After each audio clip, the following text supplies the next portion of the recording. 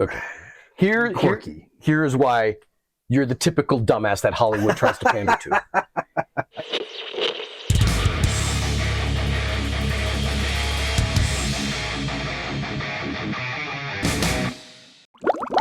I feel like there's a bullet making its way out of my ass right now. Then we'll try to get through this quickly. Yeah, good idea. All right.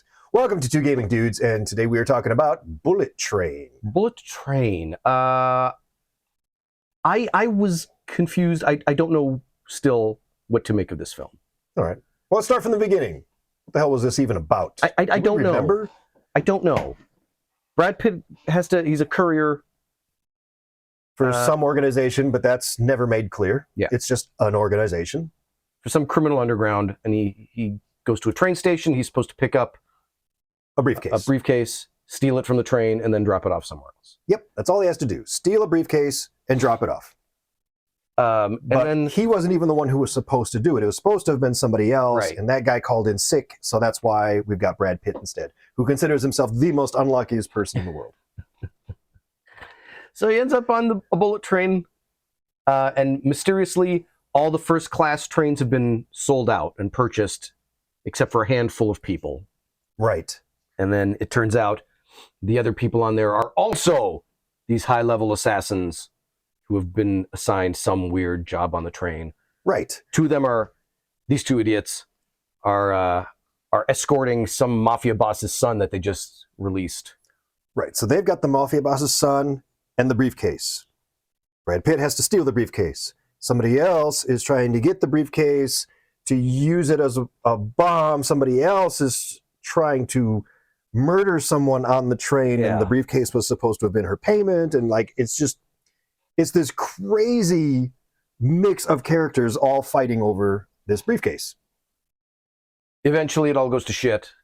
as things tend to do. There's a lot of karate fights, a lot of stupid fucking dialogue, and then there's a big boss fight at the end where the main mafia guy shows up with his mafia army, and there's a big gunfight. And then you find out, which I actually thought was kind of clever, you find out that every assassin and bad person on the train, he put there on purpose and planned for them to kill each other because he blamed all of them for his wife's death. Yeah. And the last person to kill was supposed to have been Brad Pitt's character, except it was the wrong guy. It was supposed to have been the other guy who got sick, and Brad was stepping in. So he really is like the unluckiest person ever.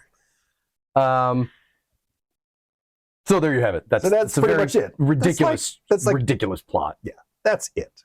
All right. So what did we like about this? I will go and say it's like a live action anime if done by the guy that made John Wick. So it's just packed full of crazy over the top action Yeah. and this huge cast of characters.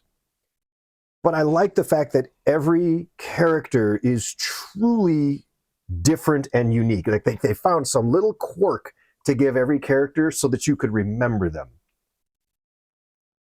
And I liked that. I liked that it was quirky. Here is why you're the typical dumbass that Hollywood tries to pander to. Every one of those fucking characters you just described is the most stereotypical cliche shit that you've seen in every fucking Japanese anime since fucking Akira. Every one of them is cliche as fuck. Not in a clever way, not in a new way. In a stolen, like, Tracy walked by and was like, is this Tarantino? No, but he's stealing a lot of tropes. Yeah. The first 6 minutes, I'm sitting there thinking to myself, this is the worst shit I've ever seen, maybe ever. Everyone is a fucking cliche. I don't know if they thought they were trying to be cutesy, or it was an intentional style. I mean, it was obviously intentional. Right. But it just missed the mark. It was just stupid derivative. I get that they were all cliches, and I totally agree. But I don't know. I feel like they still managed to give them just enough of a personality quirk or a thing so that they were just a little bit standoutish, like a little bit different from that character's absolute love of Thomas the Train and his constant reference of it, and then find out towards the end that it's actually like it actually helped the plot Yeah. in some way. And like every character had some little something, and I thought that was clever. When most movies don't, you'll have the hero fight through a legion of bad guys, and you're supposed to remember them all, and I can't tell them apart, and I don't care. So you need the writers to make them cartoons Practically. for you to be able to keep track of 6 characters. Yes, I do. Fuck, Because that is my attention span anymore. I liked Brad Pitt. I've always been a fan of his. Mm-hmm. You very quickly see the difference between an international movie star and someone who's a good actor. They're all good actors. Sure. He's the only global movie star. Yeah. You can pinpoint it on guys like him, The Rock, a handful of other guys. They're different on screen. They're different than everybody else. It is clear that guy's the star. Some people call it charisma or screen personality or something. Without him, this would have been an absolute abortion. All right. Anyone else in that can role, believe it would have been an Anybody- abortion. Anybody else in that role, it probably would have been very boring. I mean, you needed And his charm and charisma to bring it back. Just at the point that you're like, oh my God, this is stupid. I can't watch this ripoff anymore. He comes in and hooks you right back for a little more. You're like, okay, let's keep going. Yeah. And that's good because as it keeps going, you start getting what becomes more entertaining. Up until the end when it's like, okay, I guess this was kind of cutesy. Albeit ridiculously stupid. All right. So that's the good. And then we can get to the bad.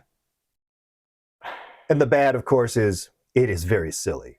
It is very over the top. And if you are not a fan of this style of like pretty much cartoonish over the top action, like they hype this as being made by the guy that made John Wick. But not really. But not really. And the guy that made Deadpool, but not really. Sorry, right.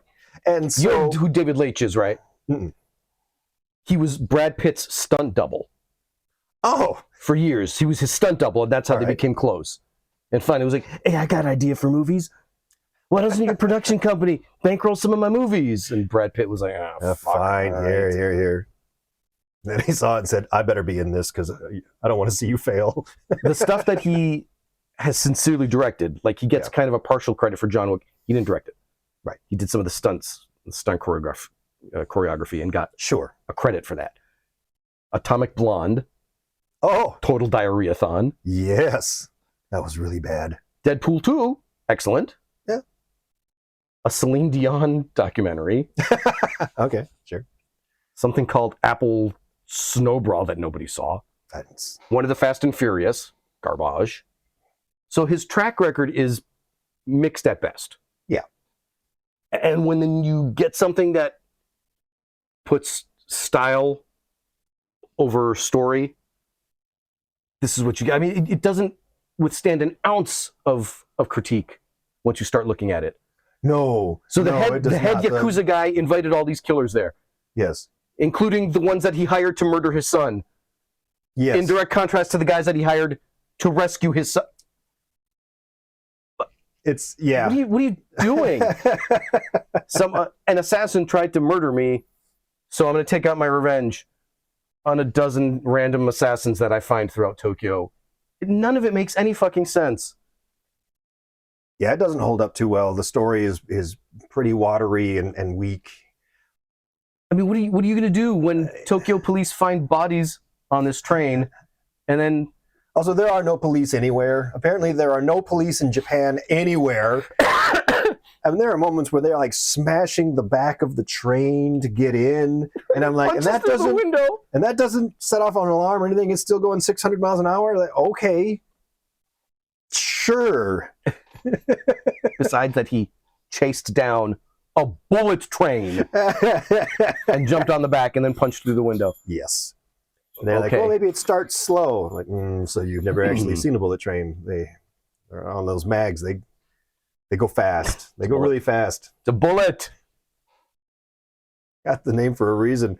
I like how, and again, I'm watching this with a child, and even he's looking at this, and like as the train is moving, and he's like holding onto the back, he's like, aren't those things like really aerodynamic? Doesn't the wind just hit him at like 300 miles an hour? And I said, yep, sure does. Clever of you to know that. Do you think the bullet train in Japan has those cool Fast and Furious blue lights underneath it? That'd be awesome. Sweet. Train comes a rockin'. Come on, it was just stupid. Yeah, it's pretty dumb. It was fun to. For me, it was fun. It becomes stupid. fun, but it's dumb. I really liked it. I will probably never watch it again. No.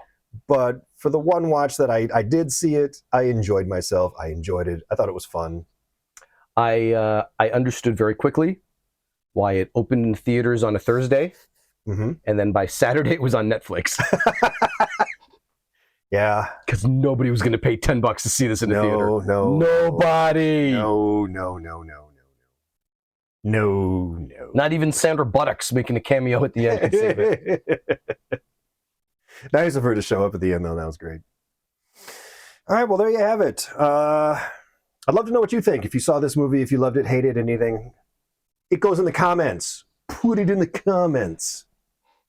And don't forget to like and subscribe. Share. And all I got your comments right here. Full of the comments. Comments coming out of my ass. All right. Splendid. Bye. We'll see another. Bye. Oh, God.